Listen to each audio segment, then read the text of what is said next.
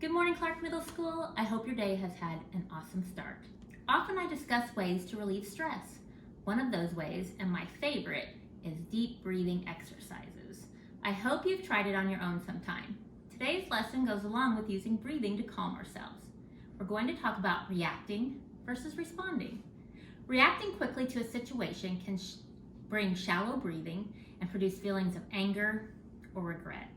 When you slow down and take deep breaths, it allows time for reflection and creates space between a situation and what might be a typical reaction. When we practice mindful breathing, we can develop the ability to slow down, have self-control, observe a situation, stay calm, which will help train ourselves how not to overreact. What is the difference between a response and a reaction? Well, up here I've demonstrated this. So react versus respond. So under here I have soda and water.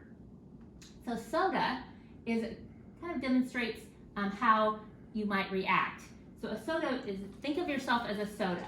When a situation arises, so that's the shaking of the soda. When the situation arises, something happens and you react. So let's get this situation really going. And you react like a soda. That's a reaction. Okay? If you're like the water and there's a situation and the situation's happening, something's happening, and then you respond,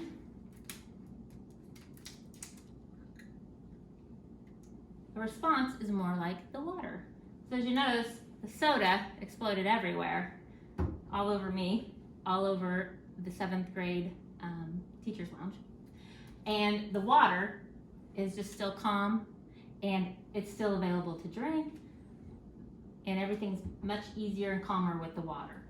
So if we think about reacting as a shaken up soda and responding as a water, that might help you remember what the difference is between reacting and responding. So reacting is an immediate and emotional response. So think of the soda. You react immediately and you act with your emotions. Where with responding, you kind of take a moment and evaluate the situation before responding. When you react, you're not so much in control of your voice. You might be yelling, raising your voice, arguing with the person. Your body's maybe clenched fists. Your facial expression is going to show how you're reacting. You might be getting in somebody's personal space, so you can watch their body language. And when you're responding to a situation, it shows that you're having self-control. Your voice is more calm, it's more of your normal speaking voice. You're using respectful language. Your body is showing respect by not leaning forward into their personal space. You're respecting their boundaries. When you react, you often blame others. It's not my fault, you did that, you said this, you said that, you did that. But when you're responding, you take responsibility for your part of the situation. In reacting, you often have no plan. You are just reacting with those emotions and short-term thinking. Whatever you want to control the situation right then. But when you're responding, you're prepared. You've thought about how you react. You've reacted maybe before in situations, and you're thinking about the long-term, maybe preserving those relationships you have with others and the environment that you have. So how do you interrupt a reaction? Well, recognize your emotions quickly. Recognize that you're in a situation that causes you to maybe be upset. Recognize those feelings that are boiling up in you, or that how you're getting ready to react. Notice those signs in yourself. Pause and take that deep breath. That gives your body the time and your brain the time and that space between a situation and being able to respond in a way that will help you preserve those long-term relationships. And choose a response that is proactive instead of reactive. So that pause, that time is going to give you a chance to respond in a way that's respectful and that will help you in the long term and not just blow up and have that strong reaction. So to give you an example of what a reaction and response looks like, Cadence, Dylan, and Ivy were nice enough to help me out by role-playing a scenario or situation that you may have encountered or observed in the hallways at school. First, you'll see them react, like the soda, and then you'll see them do it again by responding, like water. So take a look.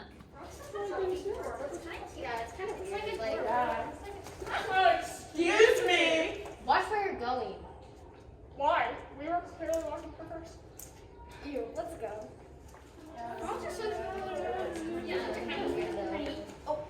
Oh, I'm so sorry. No, you're fine. You were walking the wrong Oh, way. it's okay. It's okay. Oh. So are we. Have a nice day. Have a nice day. Great job. Thank you so much for helping me out with that role-playing. Students definitely encountered getting bumped in the hall a lot. So this is a real life connection you can make because it either has happened to you or you've seen it happen to someone else. What was the difference between when the students reacted versus when they responded? Well, some things I noticed were the angry tone of voice and tense body language when the students were reacting to the situation. When they responded, they used respectful words and a nicer tone of voice. Being able to respond in that way preserved the ability to work together and not be tense around each other in the future. They were able to think long-term and respond in a way that benefited everyone involved. Remember, taking that deep breath helps your brain get that signal to calm your body, which will allow you to respond in a way that will benefit you and others. What this is mindfulness. It's maintaining a moment-by-moment awareness of our thoughts, feelings, how our body feels, and our environment. Our thoughts tune into what we're sensing in the present moment instead of rehashing the past or imagining the future. Sometimes we get stuck on what has happened in the past or might happen in the future. We have difficulty being in the present and responding to each situation for what it is instead of what it was or what will happen. When we share our experiences of emotions, it helps us think about how we can respond to difficult situations instead of reacting to them. Try to slow down, remember your breath. Being mindful helps us focus on one thing instead of the many things that are happening all around us. Today you're going to watch a short video and identify the differences between reacting and responding, and share situations you have been involved in that you can practice responding instead of reacting. I've also included in the Best Me with Mrs. V Google Classroom a variety of deep breathing videos. Some are a little funny with cartoon characters, mesmerizing with rainbow shapes, and all are relaxing and calming. Take a deep breath today, CMS, and try responding instead of reacting. Have a great day.